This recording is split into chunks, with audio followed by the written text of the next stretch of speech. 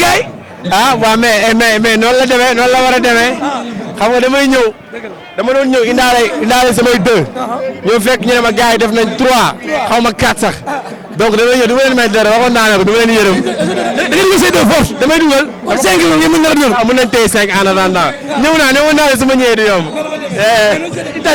Mbalaxman ak Rappeur yi tey initiative bu noble la bu rafet macha allah boo xamante ne en fait tey jeunesse bi yëpp si gis seen bopp parce que boo xoolee stade bi chaque année ngay gis ni nit ñi duñu am fu ñu toog duñu am place parce que genre feetu jeunesse bi yëpp la ku ci nekk tey am nga peut-être artiste ci mbalax bi am nga artiste ci rappeurs yi donc bu ñu nekkee ni tey di fête da ngay comprendre que ni voilà c'est une fête de la jeunesse et puis ñëpp a ciy gis seen bopp dina tax ñu gën a xamante ñu gën a saafante ñu gën a bëggante donc chapeau à cette initiative quoi.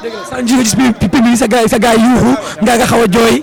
waaw noonu la demee parce que xam nga rek ni mu demee woon daaw xam nga ak fekk ma fi nii donc ren buñ ñëwee nii ma bokkaat ci seen biir ñu gisaat ma xam nga en forme ñu gisaat ma voilà quoi en santé donc fierté lay nekk si ñoom dañuy kontaan mais man tamit damay kontaan donc moo tax mu def émission. delluguñu boobale bala 20 ba lay delluguñu.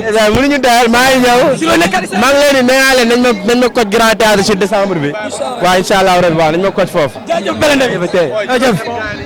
je vais train. mais dafa mel ni daal ay joueurs ngeen daal. waaw si lundi ba vendredi dañ koy fooyee Kennedy moo tax quoi. te ñii Mbalaxman Rappeur benn yoon la ñuy fubal si at bi.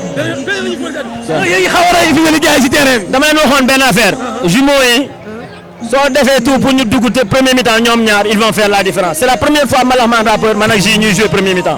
mais nga gis sa gars mënuñoo jënd bii wala mënuñoo jënd bii. su fekkee jumeaux yi génn nañ dinañ ko jëli mais su fekkee ñu ngi si terrain ba léegi duñ ko jëli. waaw jaajëf. gis nga match bi doon day. waaw man kay match bi gën man kontaanuma ko bilaay. kontaan na. man Mbalaxman laa ndax Mbalaxman laay àndal.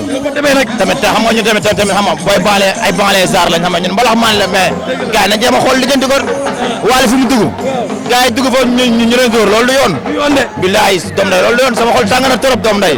na gars yi dindi ko. mais bii baa moom maa ngi woo sama paa bi pour mu ñëw arranger match bi maa ngi koy woo pour mu ñëw. Thiat Seck maa ngi si dugagul ba léegi mu ngi si baa bi. Thiat Seck mais moo ngi ñëw waale woo na ko léegi mais mu ngi waaj a dugg waaw mu ngi waaj a dugg waaw. doom day amal jàmm rek yow. yaa ngi am jàmm waaw.